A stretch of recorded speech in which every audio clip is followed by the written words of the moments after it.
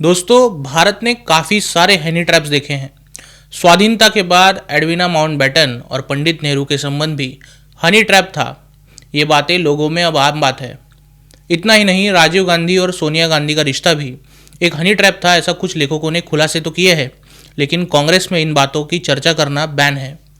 हमारे देश की सुरक्षा में सेंध लगाने के लिए, हमारे देश के निर्णयों पर अपना वर्चस्व जमाने के लिए, हमारे देश की जानकारी इकट्ठा कर उसका शत्रु राष्ट्र के लिए उपयोग करने के लिए और देश में विद्रोह की परिस्थिति निर्माण करने के लिए ऐसे हनी ट्रैप लगाए जाते हैं या फिर इससे ब्लैकमेलिंग भी की जाती है। हाल ही देश में हनी ट्रैप या कहें जासूसी का मुद्दा फिर से जोर पकड़ रहा है। आइए समझते हैं कि ऐसा आखिर क्या हो रहा है।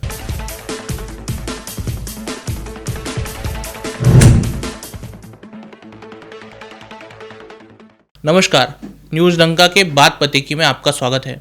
दोस्तों, जोरहाट से कांग्रेस के सांसद है गौरव गोगोई, और वो सिर्फ सांसद ही नहीं है, वो देश के डिप्टी लीडर ऑफ अपोजिशन भी है। उनके पिता आसाम के सबसे लंबे कार्यकाल वाले मुख्यमंत्री भी रहे। आज उनकी हैसियत से आप उन्हें राहुल गांधी के क्रम में देश के दूसरे बड़े नेता कह सकते हैं। तो गौरव गोगोई ने 2013 में शादी की एक ब्रिटिश महिला से, जो लंदन स्कूल ऑफ इकोनॉमिक्स से मास्टर कर चुकी है। फिलहाल जो बवाल कट रहा है वो ये है कि ये ब्रिटिश लेडी पाकिस्तानी खुफिया एजेंसी आईएसआई की जासूस भी हो सकती है या फिर जॉर्ज सोरोस की रंगीन क्रांति का काम करने वाली असेट भी हो सकती है। मिसेस गोगोई ने शादी के 12 साल के बाद भारत की नागरिकता स्वीकार की।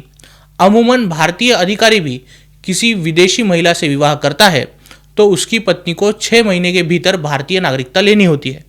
हालांकि गोगोई कोई अधिकारी तो नहीं है, लेकिन एक नेता के लिए ये बात उसका देश पर ईमान कितना है इसे टटोलने के लिए होती है। एक और ऐसी ही मिसेस लीडर भी हैं जिन्होंने कई सालों तक भारत की नागरिकता नहीं ली थी। वो थी मैडम सोनिया गांधी, जिन्होंने प्रधानमंत्री राजीव गांधी से शादी करने के बाद 15 साल तक भारत की नागरिकता नहीं स्वीकारी थी। दोस्तों, हमें किसी के निजी जीवन में सवाल उठाने का कोई अधिकार नहीं, लेकिन जब आंखों के सामने देश की आंतरिक और बाह्य दोनों सुरक्षा के साथ खिलवाड़ होता दिखे तो सवाल उठाना जरूरी होगा, और जवाब देने के लिए जिम्मेदार अगर डिप्टी लीडर ऑफ अपोजिशन होगा तो उसे भी इसका जवाब देना ही होगा। दोस्तों, गौरव गोगोई की पत्नी एलिजाबेथ कोलबर्न पाकिस्तानी आईएसआई के लिए काम करने वाले अल तौकीर शेख के साथ काम कर चुकी है। अल तौकीर शेख एलिजाबेथ कोलबर्न के पीएचडी गाइड भी रह चुका है।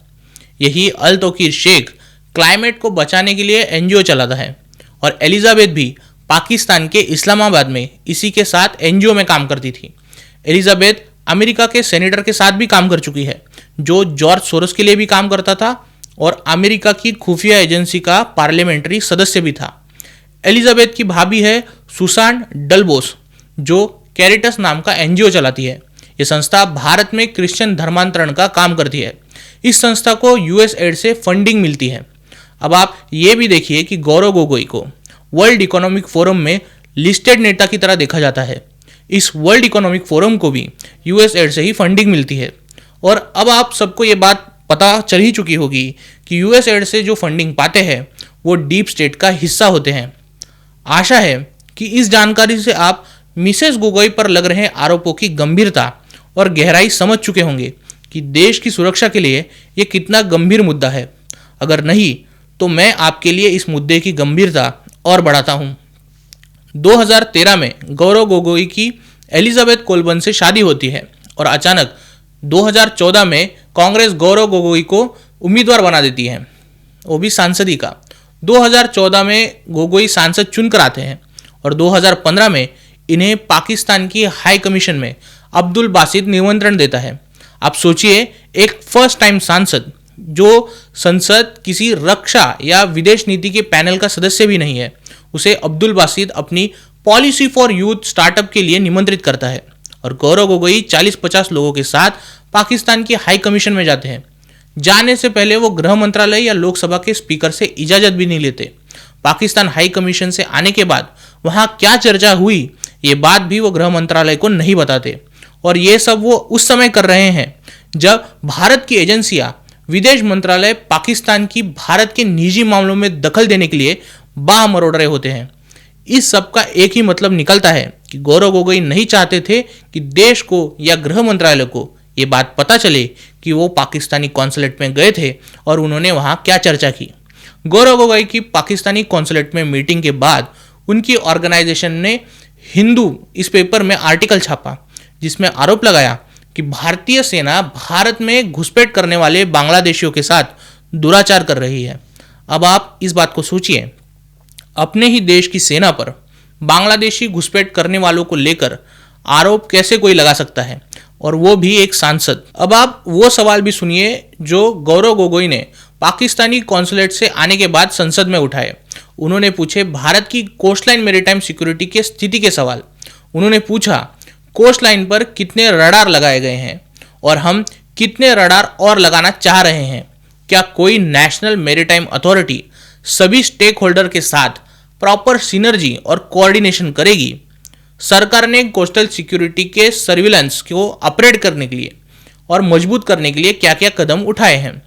दोस्तों, गोगोई आसाम से आते हैं, वहाँ समुद्र किनारा नहीं है। वो कोस्टल सिक्योरिटी पर इतने गंभीर सवाल पूछे, इसके लिए उनकी कोई अथॉरिटी नहीं बनती है। हालांकि उन्हें ऐसे सवाल पूछने का पूरा अधिकार है, और लेकिन ये सवाल कोई लोक कल्याणकारी जवाब नहीं देंगे। फिर ऐसे सवाल पाकिस्तानी कॉन्सुलेट से वापस आने के बाद गौरव गोगोई कैसे पूछ सकते हैं। दोस्तों, कांग्रेस कई सालों से उनके चीन से संबंध, डीप स्टेट के संबंध और अर्बन नक्सलियों से संबंध छुपाते आई है। और अगर आप न्यूज़ डंका के वीडियो उठाकर देखें तो हमने लगातार इन संबंधों के बिंदु आपके सामने लाए हैं। इन बिंदुओं को जोड़कर अवलोकन करना बेहद महत्वपूर्ण है। ये देश के आंतरिक और बाह्य सुरक्षा का मुद्दा है।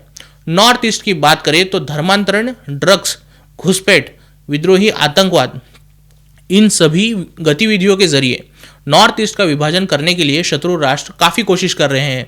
इनमें गोगोई हनी ट्रैप हुए हैं या फिर इन्होंने ट्रैप लगाने वालों के साथ मिलकर काम किया है, इसे समझने के लिए एक उच्च स्तरीय जांच की आवश्यकता है। अगर आप इस मुद्दे पर कुछ कहना चाहते हैं तो कमेंट सेक्शन में ज़रूर कहिए।